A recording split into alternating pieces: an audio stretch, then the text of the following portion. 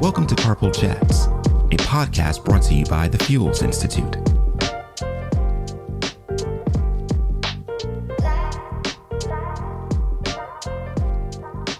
Hey everybody, welcome back to Carpool Chats. I'm John Eichberg with the Fuels Institute, and today I'm excited to have a good friend of mine, Jeff Lenard, who's Vice President of Strategic Industry Initiatives at NACS.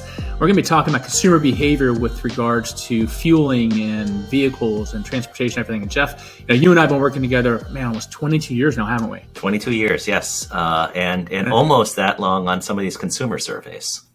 Yeah, we started doing consumer surveys long ago to try to help explain what's going on in the market. And you guys just recently did another survey of consumers earlier this year, correct? We did in February, about a week before the Ukraine invasion. So gas prices were only about $3.60 a gallon then, but I think a lot of the consumer sentiment probably still holds.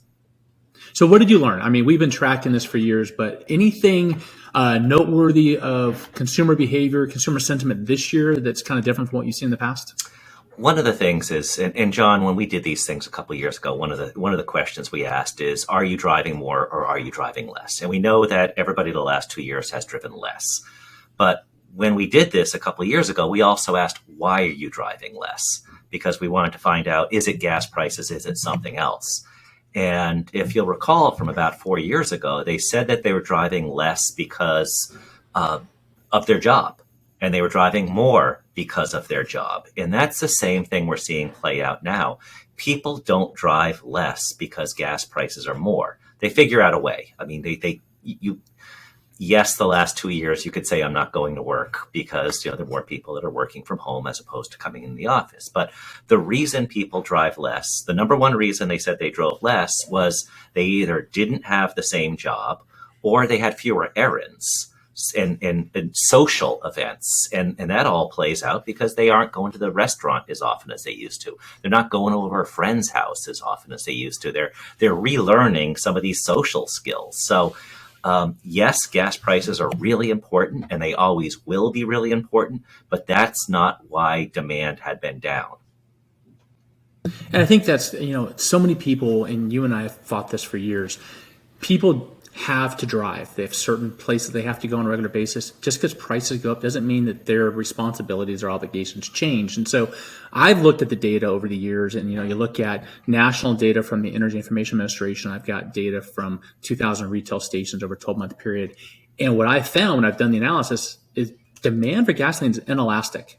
It's not going to go up and down because of fuel prices. We have not seen that. Now, the consumers are going to be much more vocal about their displeasure when prices are going up. We see that, but they're going to manifest their actions in other ways other than changing how they travel. And you keep hearing the news saying, well, gas prices are up, people are going to be buying more efficient cars. That doesn't really pan out much at all. And so when you guys were talking to the consumers, what are they doing now? Or what do you expect they might do if prices stay high as they have been? Well, first off, just want to go back to when NACS and the Fuels Institute for a 4 or 5 year period, we decided let's also look at consumer sentiment. How do gas prices affect the psyche? And at what point is the tipping point that they'll drive less, that they'll do something? So we picked, we did it over a 4 or 5 year period. Every month we asked people what is the gas price today? What does it have to get at for you to somewhat cut back your driving? And what does it have to get at to significantly change your driving behavior? And, good or bad, the period that we picked was relatively calm. We saw a little bit of a run up in the spring, but it wasn't like what we have now. And in that 4 year period, we saw that I believe prices had to get wherever they were, they had to get $1.50 higher for somebody to say, I'm going to start to change my driving behavior. It had to be something $2 or more to significantly change how they do things, whether it means buying a new car, public transport, quitting their job, something like that. So the way I describe it is that scene in the movie Poltergeist where the guy's running down the hallway, or the mom is running down the hallway, and the hallway just keeps on getting longer. You're never going to get to that point. And I think that's what we learned over the last decade or so, that people will say, I'm going to do this, I'm going to do that. And then you drive around the country and you look at there's an awful lot of trucks out there. There's not as many EVs as you think out there because these are big changes, and they're hard to make. They're easy to say you're going to make. They're really hard to make, though. Now, that's not to undermine and dismiss the impact of fuel prices on a family's budget. It can have a significant impact depending on what economic bracket you're in.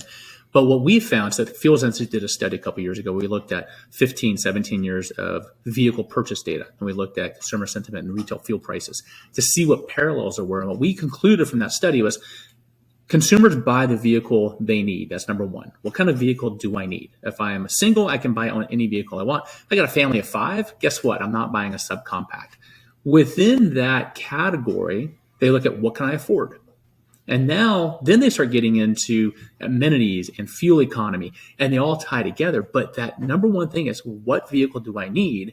And then what can I afford? Now, there's been a lot of discussion that with the higher prices, maybe that's going to encourage people to accelerate their consideration of an electric vehicle.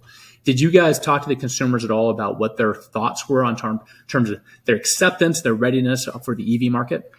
Yes, and worked with the Fuels Institute, the EV Council, on that, and we got some pretty good coverage on the results that we just released in April. But going back to your earlier question, it's like, what else did we learn? People aren't in a very good mood. And something will be on the chopping block the longer prices stay high. We've seen that savings have been depleted.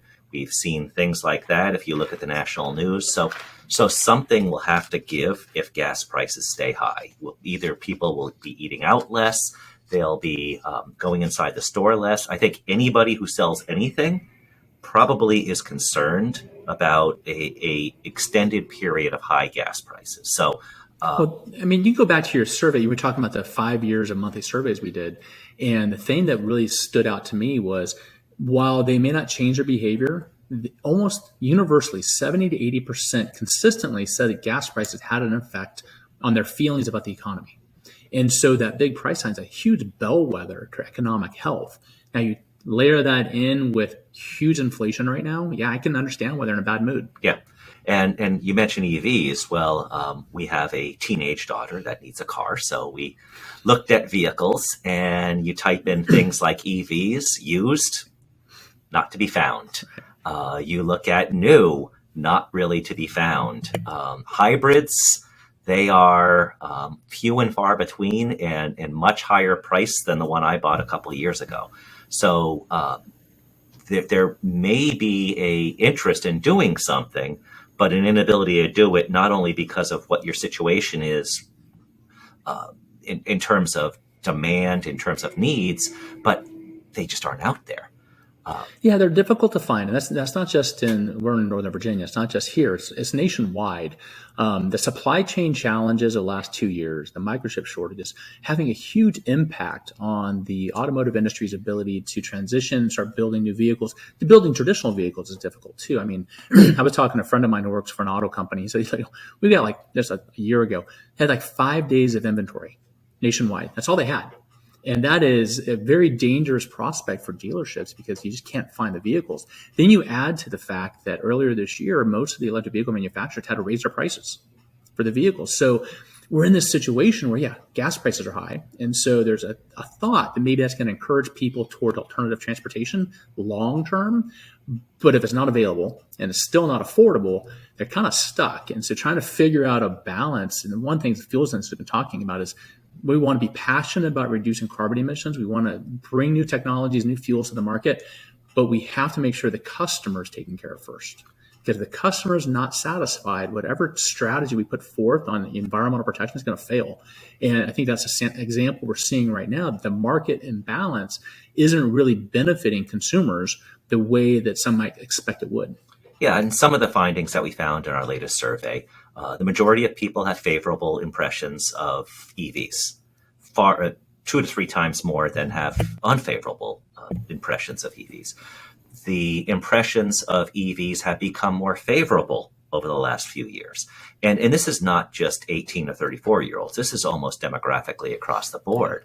So people do have a more positive impression. They're more interested in it. We even ask questions like, if you were to go on a road trip this summer and rent a car, would you consider an EV?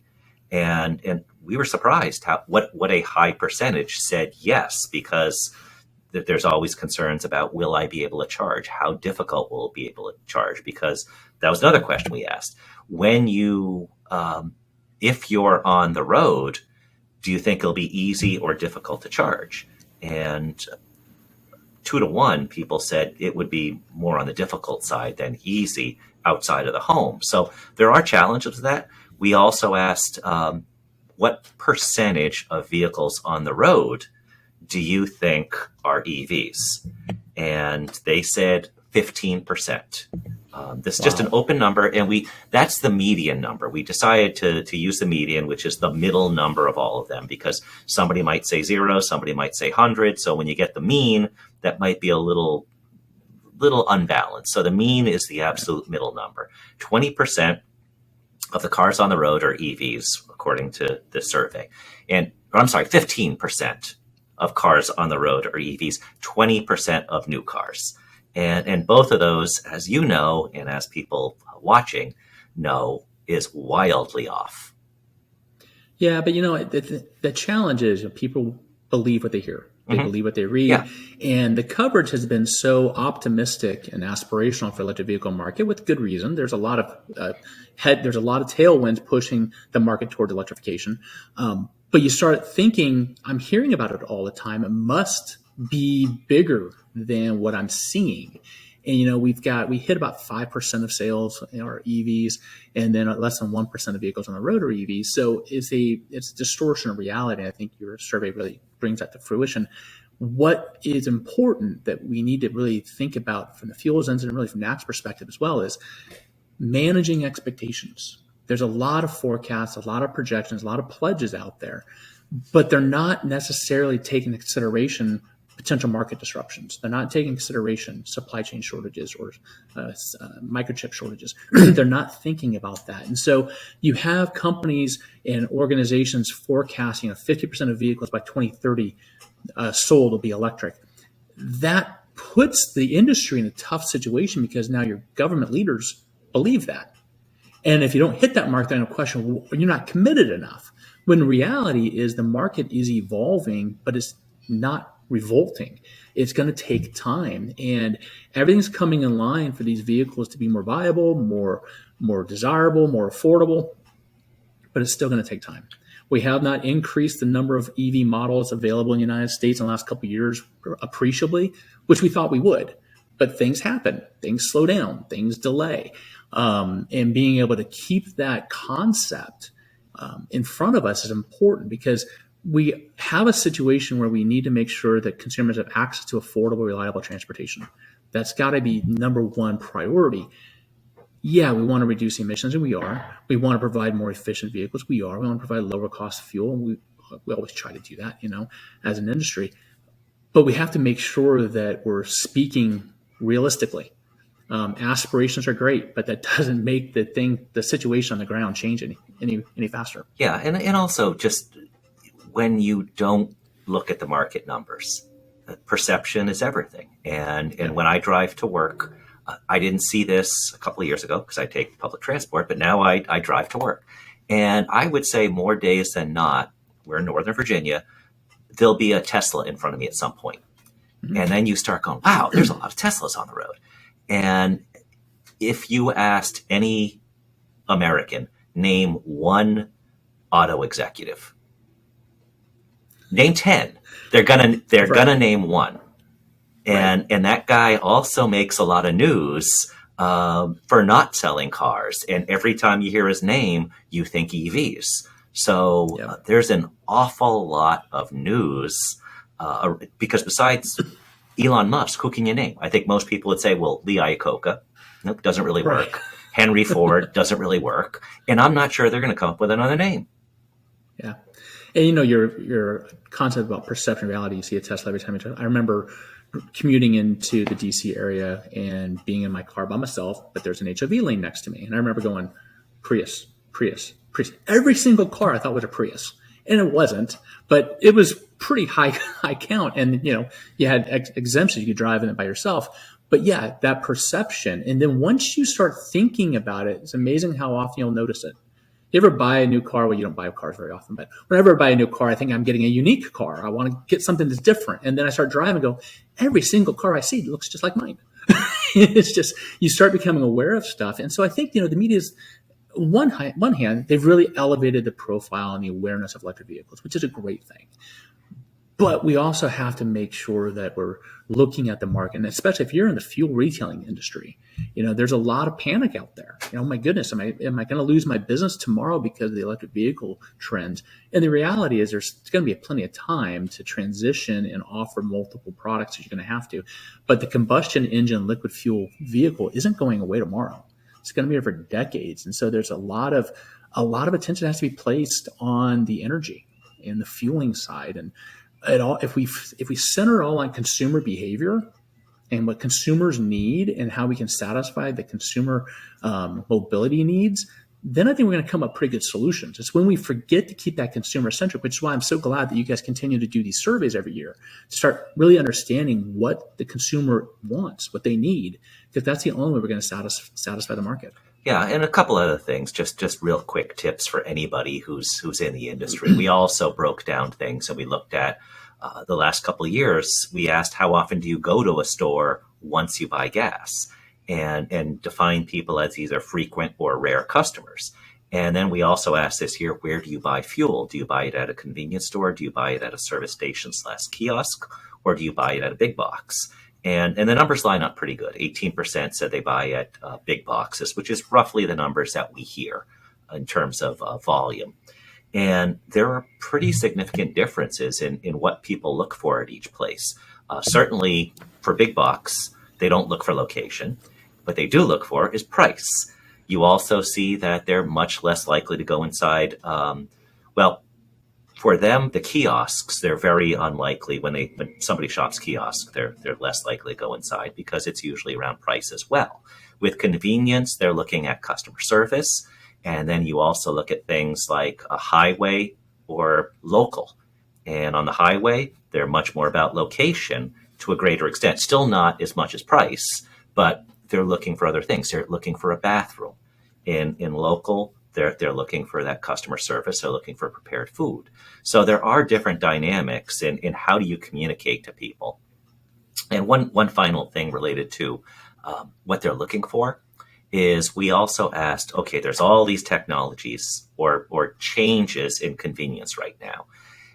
There's delivery, there's curbside, there's app ordering, there's self-checkout, and all these other things. We asked, what are the things that you most want?